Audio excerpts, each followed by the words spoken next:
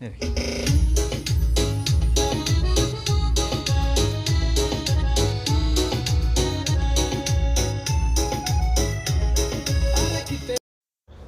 दोस्तों, कैसे हैं आप सब। आप सभी का स्वागत है आपके अपने YouTube चैनल पर। और आज की हमारी कहानी शुरू करने से पहले जो भी चैनल पर पहली बार आए हैं या जिसने भी अभी तक चैनल को सब्सक्राइब नहीं किया है तो जल्दी से जाकर चैनल को सब्सक्राइब करें और घंटी का बटन दबाकर ऑल का आइकन जरूर प्रेस कर लें ताकि हमारी कहानियों की नोटिफिकेशन आप तक सबसे पहले पहुँचती रहे और आप हमारी कहानियों का आनंद उठाते रहें। दोस्तों, अगर आपको हमारी कहानियाँ अच्छी लगती हैं तो लाइक, शेयर और कमेंट्स करना ना भूलें ताकि हमारा भी हौसला बढ़ता रहे और हम आपके लिए नई नई कहानियाँ लेकर आते रहें। तो चलिए शुरू करते हैं आज की एक और बेहतरीन कहानी। अधीरा के मृत शरीर के पास दीपक के साथ एक मोटी सी धूप बत्ती भी जला रखी थी, पर मनोज चाहकर भी चिर निद्रा में लीन अपनी पत्नी के मुख को देख नहीं पा रहा था। नजरें झुकी हुई थी, बस कभी कभी नज़र उठाकर धुएं के गोल छल्लों को देख लेता था। दुनिया के लिए पत्नी अधीरा के संग 30 वर्षों का सफ़र आज यहाँ ख़त्म हुआ, परंतु अधीरा के लिए तो 20 वर्ष में ही ख़त्म हो गया था। जब मनोज ने पहली बार अधीरा के चरित्र पर लांछन लगाया था, वह दूध वाला घर पर क्यों आया था। अपनी पत्नी के साथ गुस्से में अंधा होकर अधीरा पर चिल्ला पड़ा था मनोज। घबराते हुए वह बोली थी, कब? मैं तो कल ही आई अपने मायके से, मुझे क्या पता। मनोज गुस्से से बोला, तेरे पीछे दूध वाला आया था अपनी पत्नी के साथ यहाँ, उसे यह दिखाने के लिए कि तेरा और उसका कोई अनैतिक संबंध नहीं। अधीरा मानो आसमान से जमीन पर आ गिरी। यह आप क्या कह रहे हैं? मैं और दूध वाले के साथ? छी, आपने ऐसा सोचा भी कैसे? पर मनोज कहाँ सुनने को तैयार था। 30 साल की अधीरा का मुंह अपमान से लाल पड़ गया। मनोज और अधीरा की अरेंज मैरिज हुई थी। मनोज औसतन रंग रूप का युवक था और अधीरा गोरी, लंबी, पढ़ी लिखी, आत्मविश्वासी, घरेलू और खुश मिजाज युवती थी। पर मनोज उसे बहुत प्रेम करने के साथ साथ उसे लेकर बहुत पॉजेसिव भी था। कोई भी एक नज़र अधीरा को देख ले, यह उसे कतई बर्दाश्त नहीं था। दूध वाला जब अपनी पत्नी के साथ उसकी नई कोठी पर आया तो उस दिन सोमवार का दिन था। अधीरा को अचानक अपने दोनों बेटे सजल और सारांश के साथ मायके जाना पड़ गया था। साप्ताहिक अवकाश के चलते मनोज अपने इलेक्ट्रॉनिक शोरूम की दुकान नहीं गया था, पर घर पर ही था। बस शक का कीड़ा उसके मन में कुंडली जमा कर बैठ गया और आज अधीरा को डसने लगा। अधीरा बोली, दूध वाला गांव से रोज बाइक से शहर आता है तो अपनी पत्नी को ले आया होगा। उसको सम्मान दिलाने या डॉक्टर को दिखाने कितने ही काम होते हैं गांव वालों को शहर में। पर मनोज कुछ भी सुनने को तैयार नहीं था। अधीरा के खिलते चेहरे पर जैसे पतझड़ आ गया था। आवेश में चेहरा गुस्से से तमतमा आया, पर माँ की वह चीख कि गुस्से में पति कुछ भी कहे तो उस समय चुप रह जाना, यह आत्मविश्वास का दीमक गृहस्थी की जड़ों को खोखला कर देता है, याद करके चुप रह गई। 8 और 10 वर्षीय सजल और सारांश इस सब से बेखबर थी। माँ की सुनी सुनी रोती आंखें, मुरझाया चेहरा बहुत कुछ कहना चाहता था, मगर मासूम बच्चे उन्हें पढ़ नहीं पाते थे। एक आम युवती की तरह अधीरा ने प्रेम पूर्ण विवाह जीवन की ही कामना की थी। जिन खूबसूरत लम्हों की तमन्ना उसने की, वह लम्हे मिले तो पर इतने कम मिले कि उनका मिलना न मिलने के दुख से दोगुना हो गया। तेज रोने की आवाज़ से मनोज जैसे अतीत से निकलकर वर्तमान में लौटा। अधीरा की दोनों छोटी बहनें अनुभा और सुगंधा भी आ गई थी और लाल साड़ी में लिपटी शांत अधीरा को देखकर उनके आंसू थम नहीं पा रहे थे। हाय दीदी, इतनी जल्दी क्यों छोड़कर चली गई? अनुभा रोते रोते कह रही थी। छोटी बहन सुगंधा को तो अपनी आंखों पर विश्वास ही नहीं हो रहा था। अपने हाथों से अधीरा को छू छू कर देख रही थी। दीदी उठो, देखो हम आ गए, अब तो उठ जाओ, देखो हम अचानक ही आ गए, वह भी बिना तुम्हारे बुलावे के। तुम हर बार हमें बुलाती थी ना कि आ जाओ दीदी, अब उठ भी जाओ। इतनी भी क्या नाराजगी, पर अधीरा तो इन सब से दूर जा चुकी थी। बड़ी सी कोठी के शानदार ड्राइंग रूम में के बीच में अधीरा आज शांत लेटी थी। हमेशा की तरह हंसती खेलती मुस्कुराती अपने घर को सजाती संवारती अधीरा अब कभी नहीं दिखी किसी को। मनोज ड्राइंग रूम के दरवाजे पर काफ़ी दूर बैठा था। वहाँ से उसे अधीरा का चेहरा दिख नहीं रहा था। दोनों बहनों के रुदन से माहौल और भी गमगीन हो गया। पास बैठी परिवार की अन्य औरतें और अधीरा की सहेलियां भी तेज स्वर में रोने लगी। अनुभा अपनी बड़ी बहन के पास बैठकर सुबक रही थी और आग भरी नजरों से मनोज को ही घूर रही थी। एक पल को दोनों की नजरें मिल गई। ओह, इतनी नफरत, घृणा। मनोज की नजरें झुक गई। मन ही मन बुदबुदाया, हाँ हाँ, मैं हूं ही इस लायक। मैंने कब उसे चैन से रहने दिया। उस दूध वाले प्रकरण के बाद कुछ साल सब ठीक रहा। दूध वाले को हटा दिया गया। अब दूध एक बूढ़ा नौकर डेयरी से लाने लगा था। अधीरा भी धीरे धीरे अब सब भूल चुकी थी, पर अविश्वास की फांस उसके दिल की गहराइयों तक समा चुकी थी। 6 साल बाद एक रोज सोमवार को, अरे मेरी बात सुनो तो, मैं नहीं आ पाऊंगी, मेरा आ पाना संभव नहीं। अधीरा किसी से बात कर रही थी। मनोज को अंदर आते देख उसने झट से फोन रख दिया। इतनी बात तो मनोज ने सुन ही ली थी कि और शक का फन उफान पर था। किसका फोन था? किसी का नहीं, मेरी एक सहेली अंजलि का था। घर पर बुला रही थी मुझे। आपके लिए नाश्ता लगा दूं क्या? पर बात आई गई नहीं हुई। उसी दिन मनोज ने चुपचाप कॉल डिटेल निकलवा ली। ललित नाम के किसी शख्स ने 2 बार अधीरा को फ़ोन किया था। मेरी जानकारी के बगैर कोई गैर मर्द मेरी पत्नी को फ़ोन कर रहा और मेरी पत्नी मुझसे छिपा रही। जरूर उसका कोई पुराना आशिक होगा। अब मनोज वही सोच रहा था जो वह सोचना चाहता था। अगले दिन, कौन है यह ललित और क्यों उसने तुम्हें फ़ोन किया? कहाँ बुला रहा था? मिलने के लिए। सवालों की बौछार सुनते ही अधीरा हड़बड़ा गई। उसका चेहरा सफ़ेद पड़ गया। बोलती क्यों नहीं? मनोज चिल्लाया तो अधीरा स्पष्टीकरण देने की कोशिश करते हुए बोली, वह मेरे साथ कॉलेज में पढ़ता था। शादी के 10 वर्षों बाद अब उसके घर में बेटी हुई।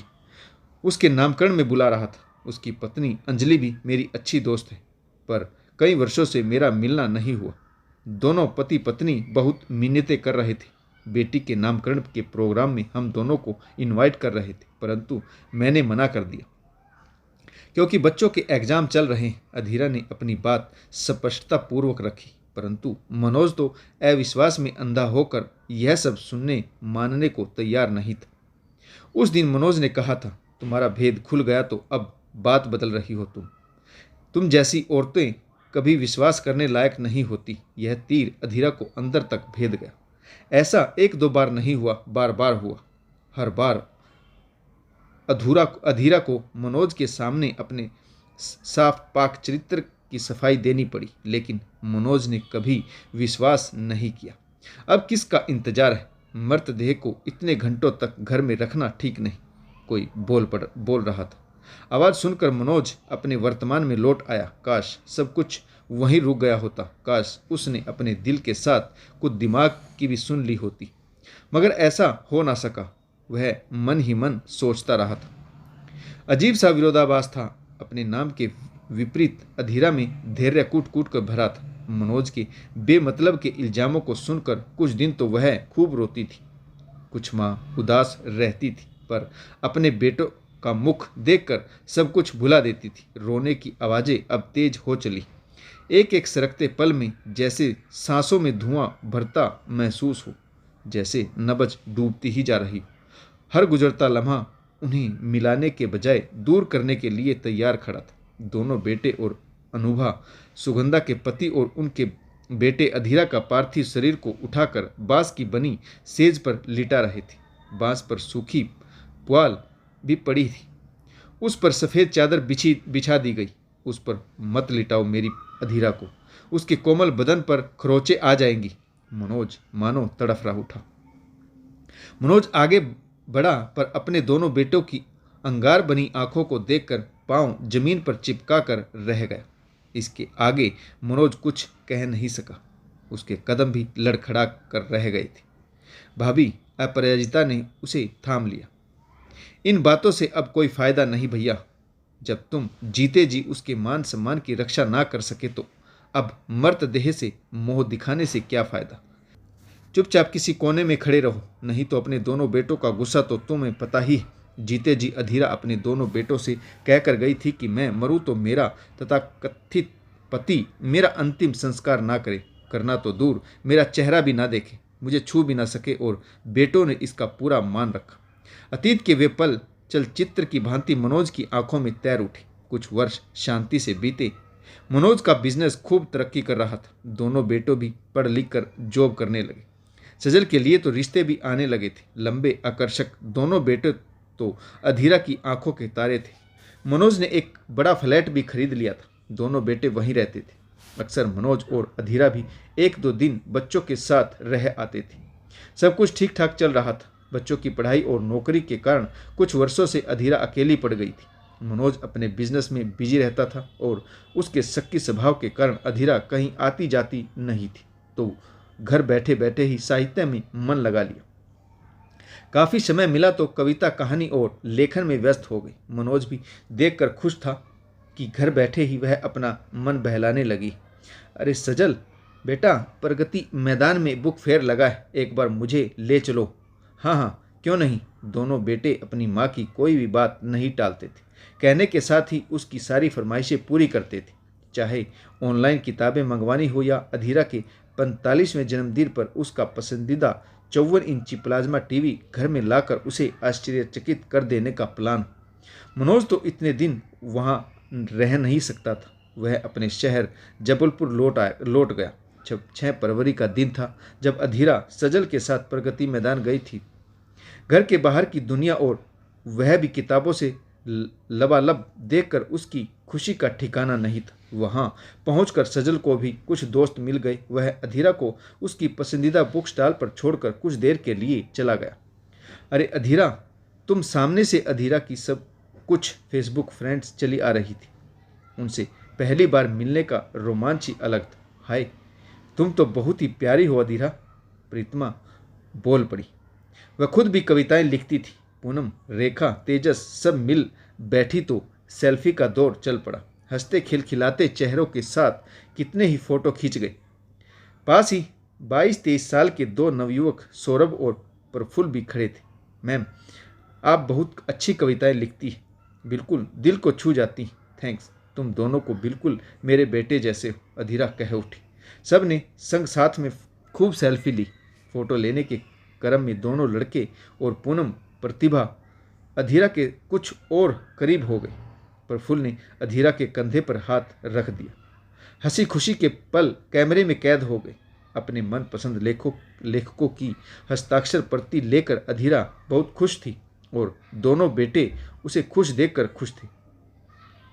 रात में खूब चाव से अधीरा ने बच्चों के पसंद का खाना बनाया। अगले दिन बेटों ने सुबह जबलपुर जाने के लिए अधीरा का ट्रेन में रिजर्वेशन करा दिया था। अकेले सफ़र करने के अवसर कम ही आए अधीरा के जीवन में, पर वह रोमांचित थी। बेटों ने भी उसका हौसला बढ़ाया। मम्मी, आप अब अकेले आना जाना शुरू करो। देखो, सब महिलाएं अकेली कहाँ से कहाँ हो आती हैं और दिल्ली के लिए तो बहुत सी सीधी ट्रेनें। अगले दिन जबलपुर अपने घर पहुंचकर रात में अधीरा शौक से मनोज को अपने फ़ोटो दिखाने लगी। यह देखो मेरा फ़ोटो कवि सुरेंद्र के साथ, और यह मेरी फेसबुक फ्रेंड है, और यह तुम्हारे कंधे पर हाथ किसका रखा हुआ है? मनोज ने पूछा। अधीरा ने झट से फ़ोटो आगे बढ़ा दी और उसे दूसरी फ़ोटो दिखाने लगी। मनोज ने उसके हाथों से मोबाइल छीन लिया और फ़ोटो स्लाइड करके पूछने लगा, यह लड़का कौन है और इसका हाथ कैसे आ गया तुम्हारे बदन पर? अविश्वास का फन न केवल सिर उठा चुका था बल्कि जहरीली फुफकार भी मार रहा था। जिस बात से अधीरा बचना चाह रही थी वही हुआ। मैंने तुम्हें वहाँ बुक फेयर देखने भेजा था और तुम जाकर अपने यार के साथ अयासी करने लगी। पर वह तो मेरे बेटे की उम्र का है और हम तो पहली बार ही मिले थे।